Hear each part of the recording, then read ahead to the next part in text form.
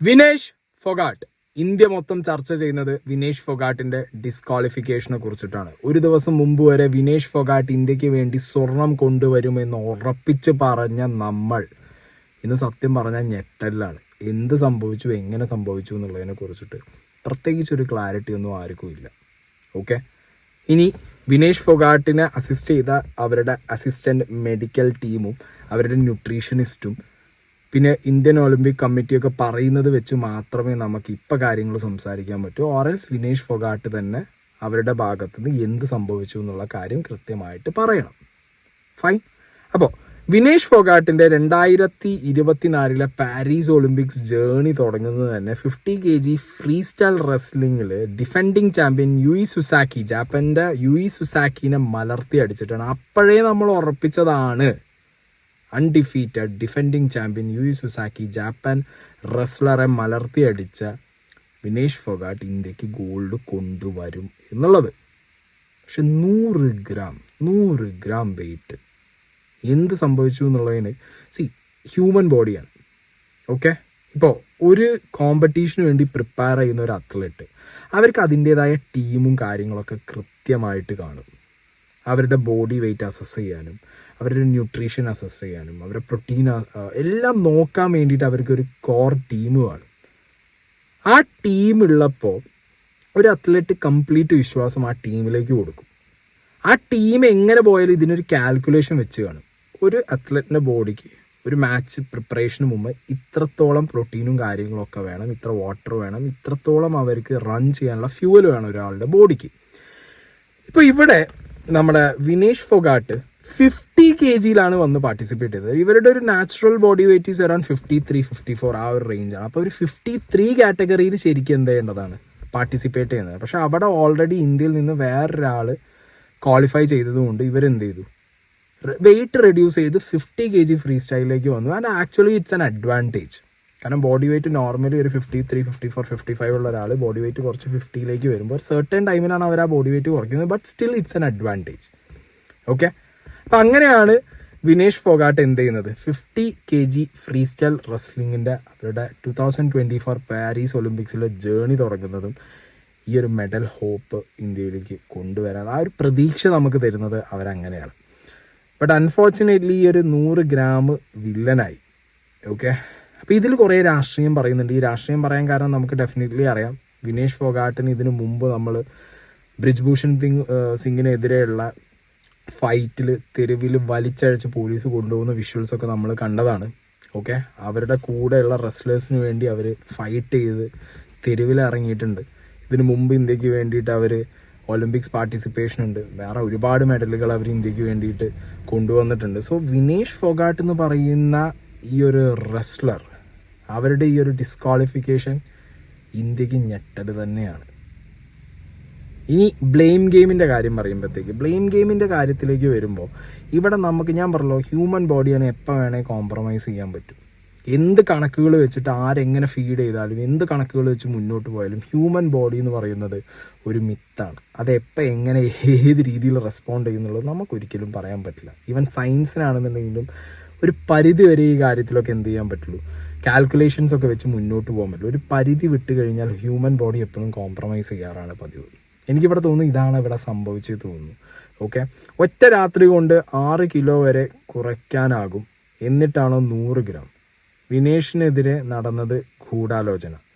Okay, Vijender Singh ആണ് ഈ ഒരു കാര്യം പറഞ്ഞത്. എനിക്ക് തോന്നുന്നത് രാജ്യത്തിനെതിരെ ആരൊക്കെയോ ഗൂഢമായ നീക്കം നടക്കുന്നു, അതുകൊണ്ടാണ് വിനേഷ് ഫൊഗാട്ടിനെ ഡിസ്ക്വാളിഫൈ ചെയ്യേണ്ട ഈ ഒരു സിറ്റുവേഷൻ വന്നത്. 100 ഗ്രാമിന് വേണ്ടി ഡിസ്ക്വാളിഫൈ ചെയ്യേണ്ട ഒരു കാര്യം ഞാൻ ഒളിമ്പിക്സ് ഹിസ്റ്ററിയിൽ ഇങ്ങനെ ഇതുവരെ ഉണ്ടായിട്ടില്ല എന്നൊക്കെ പറഞ്ഞിട്ടാണ് വിജേന്ദ്ര സിംഗ് വന്നിട്ടുണ്ടായിരുന്നത്. हमने कभी सुना नहीं था, कभी देखा नहीं था. आई पार्टिसिपेटेड इन 3 ओलंपिक्स और मैंने अपने साथियों से बात की, मेरे जो बॉक्सर थे, जो रेसलर फ्रेंड्स हैं, उन सब से बात की. तो उन्होंने कहा यार ऐसे तो नहीं होता, लाइक 100 ग्राम में आपको निकाल दिया जाता है. बिकॉज जैसे गेम में बहुत सारे लोगों को टेक्निकल चीजें होती है नहीं मालूम. जैसे 2 वेट मशीन होती है वहां पे, और उस पे आप जाके फर्स्ट जो ट्रायल वेट होता है उसके ऊपर आप चेक करते हैं कि आपका कितना वेट है. वहां पर अपना वेट देते हैं, उसके बाद फाइनल वेट के लिए जाते हैं. तो 100 ग्राम कहते आप होने के बाद उसको एक मौका मिलता है कि लाइक आप 30 मिनट ले लीजिए, आपको आप रिड्यूस करके आ जाइए, आपका दोबारा वेट हो जाएगा, that's not a big deal. लेकिन उसको डिस्क्वालीफाई करना तो बहुत एक हार्ड एक डिसीजन है किसी एथलीट के ऊपर, और इस तरह की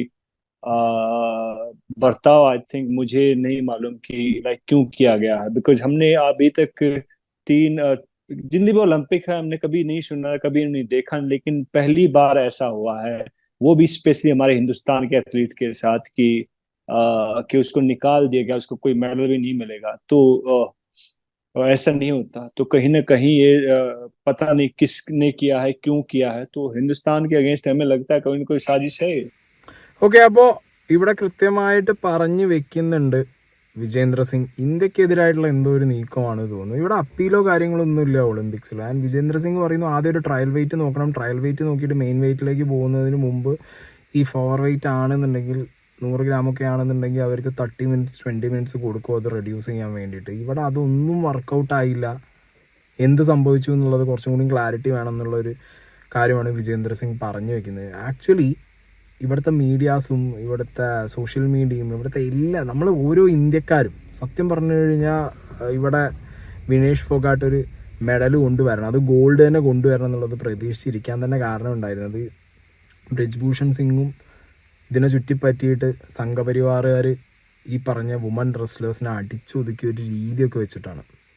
ഓക്കെ, ഇതിനിടയിൽ പല പല പോസ്റ്റുകൾ വന്നു. ഇതിനിടയിൽ കങ്കന റണാവിൻ്റെ പോസ്റ്റ് വന്നു. ഇത്രയൊക്കെ ചെയ്തിട്ടും മോദിക്കെതിരെ പറഞ്ഞിട്ടും ഈ പറഞ്ഞ എല്ലാ ഫെസിലിറ്റീസും ഞങ്ങൾ കൊടുത്തില്ലേ വിനേഷ് ഫോഗാട്ടിന്. നമ്മുടെ സ്പോർട്സ് മിനിസ്റ്റർ നീച്ചെന്ന് പാർലമെൻറ്റിൽ പറയുന്നു, കണക്കുകൾ നിരത്തി പറയുന്നു വിനേഷ് ഫോഗാട്ടിന് എത്ര രൂപ ചിലവാക്കി എന്നുള്ളത്. ഷാഫി പറമ്പിലാണ് പാർലമെൻറ്റിൽ അപ്പം പറഞ്ഞത് ഇത് ആ സിറ്റുവേഷൻ അല്ല. മനസ്സിലായോ? ഇങ്ങനൊരു സിറ്റുവേഷനിലല്ല നിങ്ങൾ നിങ്ങളുടെ ഈ കണക്ക് പറയേണ്ടത്. അതിന് കണക്ക് പറയാൻ മാത്രം ഒന്നുമില്ല. ഇതൊന്നും BJPൻ്റെ ഏതെങ്കിലും നേതാവിൻ്റെ വീട്ടിൽ നിന്ന് കുഴിച്ചെടുത്ത് കൊണ്ടുവന്നതല്ല. മോദീൻ്റെ വീട്ടിൽ അലമാറയിനകത്ത് പൂത്തി വെച്ച പണമൊന്നുമല്ല എടുത്തു കൊടുത്തിട്ട് വിനേഷ് ഫോഗാട്ടിന് എന്ത് കൊടുത്തത്, പ്രാക്ടീസ് ചെയ്യാൻ കൊടുത്തത്. കങ്കണ റണാവ് സിനിമയിൽ അഭിനയിച്ചുണ്ടാക്കിയ കാശ് നിർത്തിട്ടല്ല വിനേഷ് ഫോഗാട്ടിന് കൊടുത്തത്.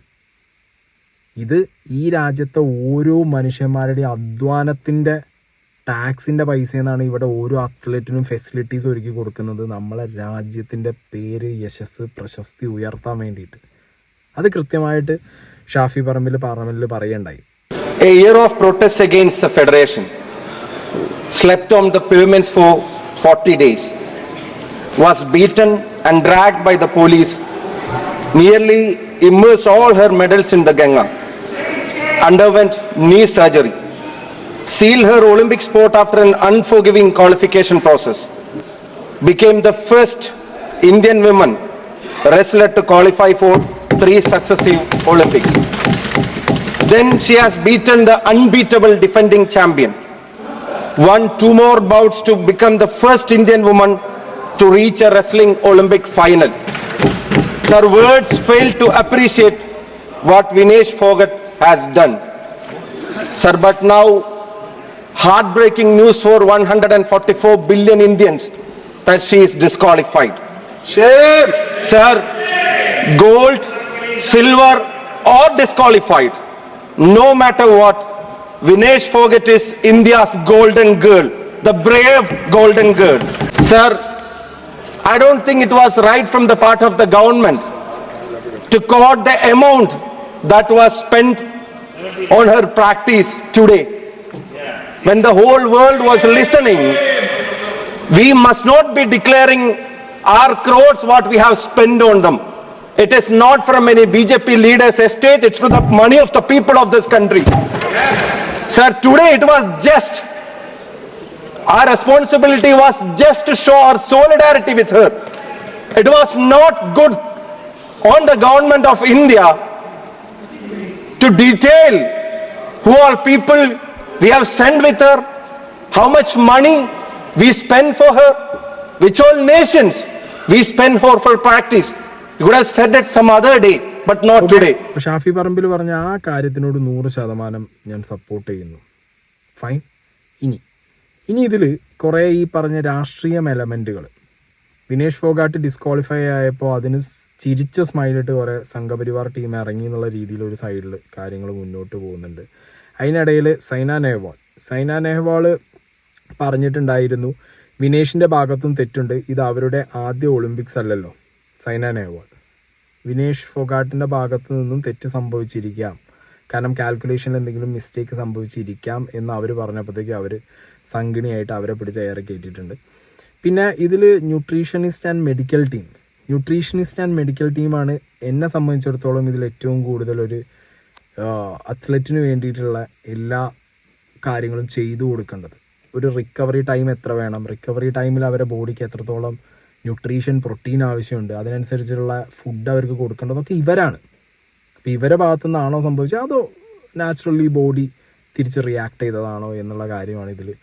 ഒരു സയൻറ്റിഫിക് സ്റ്റഡിയാണ് സത്യത്തിൽ വിനേഷ് ഫോഗാട്ടിൻ്റെ കേസിൽ ചെയ്യേണ്ടത്. അതിപ്പോഴല്ല, അവരൊന്ന് തിരിച്ച് റിക്കവറായി തിരിച്ച് ഇന്ത്യയിലെത്തി അവർക്ക് കുറച്ച് ടൈം കൊടുത്ത് അവരിതിനിടയിൽ റിട്ടയർമെൻറ്റ് പ്രഖ്യാപിച്ചു. ശരി, ഇപ്പോഴൊന്നും റിട്ടയർ ചെയ്യേണ്ട ആവശ്യമൊന്നുമില്ല. അവർ ഈ ഒരു മൈൻഡ് സെറ്റിൽ ചിലപ്പോൾ റിട്ടയർ ആയതായിരിക്കാം. ഇതിൽ സ്പോർട്സ് കീടയിൽ how did Vinesh Phogat journey and at the Paris Olympics എന്ന് പറഞ്ഞിട്ടുള്ളൊരു ചാർട്ട് കൊടുത്തിട്ടുണ്ട്. വെയ്റ്റ് 49.90 kg ബിഫോർ റൗണ്ട് 1 അവർ ശരിക്കും കൃത്യം വെയ്റ്റിലായിരുന്നു. Weight increased to 52.75 kg after semi finals. Okay, no food and water throughout the night, continuous workout throughout the night, even blood withdrawn from body, hair also cut, sauna session in morning but no further sweat, reduced weight to 50.1 kg, failed weight test by 100 grams. ഇതാണ് ഒരു journey ആയിട്ട് sports കീട കൊടുത്തിട്ടുണ്ടായിരുന്നത്. പക്ഷേ exactly നമ്മൾ ഇതിലൊരു കാര്യം നോക്കുകയാണെന്നുണ്ടെങ്കിൽ 53 kilogram വിഭാഗത്തിൽ അന്തിം പങ്കൽ എന്ന് പറഞ്ഞൊരു ലേഡി ഓൾറെഡി ക്വാളിഫൈ ആയതുകൊണ്ടാണ് വെയിറ്റ് റെഡ്യൂസ് ചെയ്ത് 50 kg ഫ്രീ സ്റ്റൈലിലേക്ക് വിനേഷ് ഫോഗാട്ട് വന്നത്. ശരിക്കും അതൊരു അഡ്വാൻറ്റേജ് ആണ് വിനേഷ് ഫോഗാട്ടിന്. പക്ഷേ ഈ ബോഡി വെയിറ്റ് മെയിൻറ്റെയിൻ ചെയ്യുക എന്നുള്ളതൊരു ടാസ്ക് കൂടിയാണ്. സത്യത്തിലൊരു ജീവൻ മരണ പോരാട്ടമാണ്. ഈ 50 kg അണ്ടർ 50 kg മെയിൻറ്റെയിനും ചെയ്യണം, ഫൈറ്റിൻ്റെ സമയത്ത് ഫുൾ എനർജിയിൽ ഫൈറ്റും ചെയ്യണം. ആ ടൈമിൽ എന്താണെങ്കിലും ലിക്വിഡും കാര്യങ്ങളും എനർജിയും ഒക്കെ കഴിച്ചേ പറ്റൂ. അപ്പോൾ ആ ടൈമിൽ എന്ത് ചെയ്യാം, വെയിറ്റ് ഒരു പക്ഷേ കൂടാം. ആ കൂടുന്നതിൻ്റെ അളവ് നോക്കേണ്ടത് ഒപ്പമുള്ള മെഡിക്കൽ ടീമാണ്. അപ്പം ആ മെഡിക്കൽ ടീമിന് കൃത്യമായിട്ടുള്ള ഒരു കാൽക്കുലേഷൻ കാണും. ഇപ്പോൾ ഫൈറ്റിൻ്റെ സമയത്ത് ഒരു 3 റൗണ്ട് കണ്ടിന്യൂസ് ആയിട്ട് ഫൈറ്റ് ചെയ്യുമ്പോൾ ആ ടൈമിൽ ഇൻടേക്ക് എത്ര എടുക്കാം, ആ ഇൻടേക്ക് എടുക്കുമ്പോൾ വെയിറ്റ് എത്ര വരെ കൂടാം, ഒരു 1 kg സംതിങ് ഒക്കെ ആവും അവർ പ്രതീക്ഷിച്ചിട്ടുള്ളതെന്നാണ് ഇപ്പോൾ ഒപ്പം അസിസ്റ്റ് ചെയ്ത ഒളിമ്പിക് ടീമിൻ്റെ ഒപ്പം അസിസ്റ്റ് ചെയ്ത ഡോക്ടർ പറഞ്ഞതിൽ നിന്ന് മനസ്സിലായിട്ടുള്ളത്.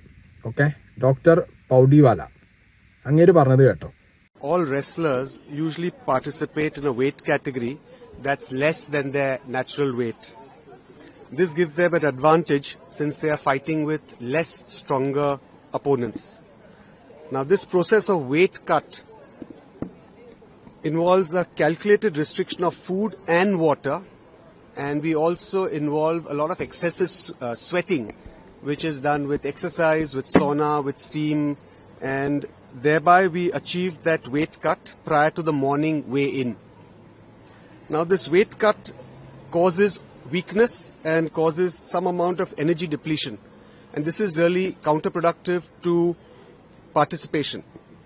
And hence for participation we do need to then restore energy with some amounts of water and some amounts of energy foods. So you can see this is a fine balance. If you can reduce your weight, you're going to be fighting with less stronger opponents, so most wrestlers prefer that. But at the same time you have to have a strategy which you are going to be able to get back your energy with enough water depletion, with enough water restoration and food.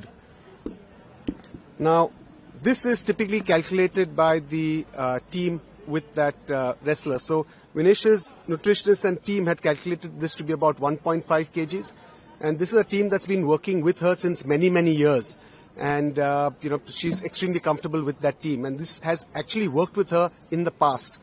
So she took in that 1.5 kgs, which is necessary for her to be able to fight those 3 bouts. And I think it's important to remember that usually once you have this weight loss, it's by dehydration. So as soon as you take water, there's going to be a rebound increase in your weight.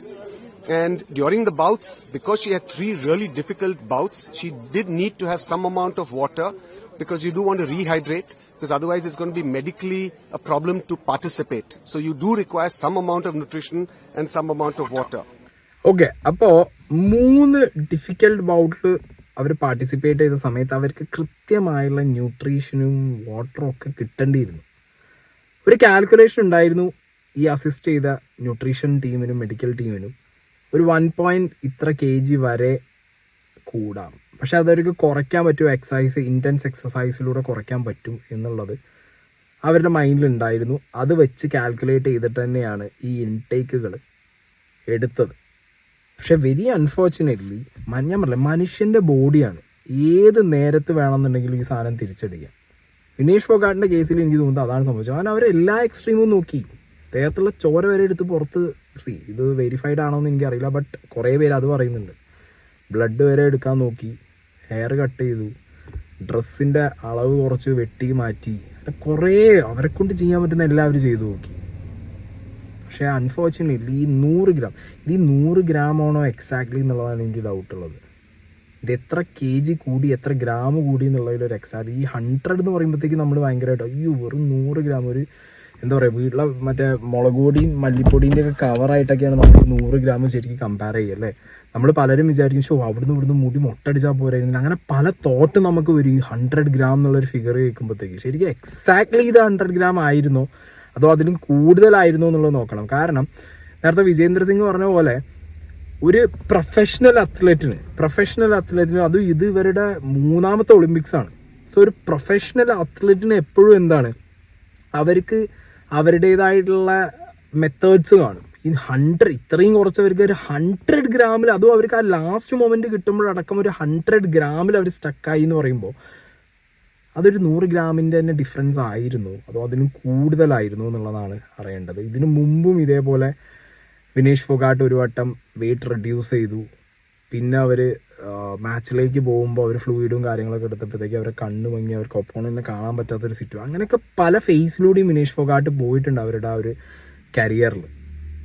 Okay, പക്ഷെ ഇവിടെ gold ഉറപ്പിച്ച് വെച്ച സ്ഥലത്ത് നിന്ന് disqualify ആയി. അതൊരു 100 gram margin എന്ന് പറയുമ്പോഴത്തേക്ക് എങ്ങനെയാണെങ്കിലും സോഷ്യൽ മീഡിയയിലും നമ്മുടെ ചാനലുകളിലും ഇങ്ങനത്തെ ഒരു എന്താ പറയുക, ഒരു ഭയങ്കര പൊട്ടിത്തെറി കാണാം. ആ പൊട്ടിത്തെറിയാണ് ഇപ്പോൾ നമ്മൾ ഈ സത്യം പറഞ്ഞാൽ കണ്ടുകൊണ്ടിരിക്കുന്നത്. ഇനിയിപ്പോൾ ഇതിനിടയിൽ രാഷ്ട്രീയം കുറേ വരും, കാരണം ഓബിയസ്ലി ബ്രിജ്ഭൂഷൺ സിംഗിനെതിരെ ഉള്ള ഇവരുടെ ഫൈറ്റും കാര്യങ്ങളൊക്കെ ഉള്ളതുകൊണ്ട് കുറേയൊക്കെ ആ രീതിയിൽ അങ്ങനെ പോകും. പക്ഷേ ഇതിൽ കുറച്ചും ലോജിക്കലി ചിന്തിച്ച് കഴിഞ്ഞാൽ ഞാൻ പറഞ്ഞല്ലോ, ഹ്യൂമൻ ബോഡിയാണ്, കോംപ്രമൈസ് ചെയ്യേണ്ട ഒരു സിറ്റുവേഷൻ, ഒരു എക്സ്ട്രീം വരെ പോയി കോംപ്രമൈസ് ചെയ്ത് ആ ഒരു സിറ്റുവേഷൻ വന്നാൽ കോംപ്രമൈസ് ചെയ്യൂടെ, റീബൗണ്ട് ചെയ്യും, ബോഡി തിരിച്ചടിക്കാൻ തുടങ്ങും. അത് ഭയങ്കര സീനാണ്. ഞാൻ പറഞ്ഞില്ല, ഇവർക്ക് ഇനി കുറച്ചും കൂടി ആവശ്യം സയൻറ്റിഫിക് ആയിട്ടുള്ളൊരു സ്റ്റഡിയാണ്. ഇവർക്ക് എന്ത് സംഭവിച്ചു, ഈ ഇൻടേക്ക് എടുത്ത സമയത്ത് ഈ ഒരു 1 kg എന്നുള്ളൊരു കണക്കിൽ നിന്ന് കൂടി അത് 2 somethingലേക്ക് പോയതാണോ? പിന്നെയെന്ന് പറഞ്ഞു കഴിഞ്ഞാൽ ഒളിമ്പിക്സിൽ ഡെഫിനറ്റ്ലി എന്തില്ല, രണ്ടാമത് ഇനി അപ്പീൽ കൊടുക്കേണ്ട പരിപാടി അതൊന്നും നടക്കൂല. ഇവിടെ ഇനി മെഡലില്ല. ഇതിപ്പോൾ സിൽവർ മെഡൽ എങ്ങാണ്ട് കിട്ടും, അതിന് അപ്പീൽ കൊടുത്തു എന്നൊക്കെ ആരൊക്കെയോ പറയുന്നത് കേട്ടു. I don't think so. ഇവിടെ അങ്ങനത്തെ കാര്യങ്ങളൊന്നുമില്ല, മെഡലോ കാര്യങ്ങളൊന്നും ഇല്ലാതെ അവർ, പക്ഷെ നമ്മുടെയൊക്കെ മനസ്സിൽ അവർ ഓൾറെഡി വിന്നറാണ്. ഓക്കെ, ഇത്രയൊക്കെ ഫൈറ്റ് ചെയ്ത് അവർ റിയലി അവരൊരു ഗോൾഡൻ ലേഡിയാണ്. അപ്പോൾ തിരിച്ചു വരുമ്പോൾ നമ്മൾ അവരെ സപ്പോർട്ട് ചെയ്യുക.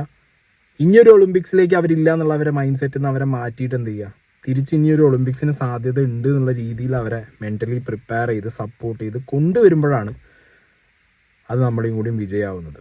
Okay, so Vinesh Phogat very unfortunate, നമ്മുടെ ഉറപ്പിച്ചൊരു ഗോൾഡാണ് പോയത്. എന്താണെങ്കിലും ഓൾറെഡി അവർ നമ്മളെ മനസ്സിൽ ഗോൾഡ് അടിച്ചു. ഇനിയൊരു ഒളിമ്പിക്സിന് അവർക്ക് പാർട്ടിസിപ്പേറ്റ് ചെയ്യാൻ പറ്റണം, അതിനവർ പ്രിപ്പയർ ആവണം. അതിലെന്താണെങ്കിലും ഡെഫിനറ്റ്ലി അവർ ഗോൾഡ് അടിക്കും.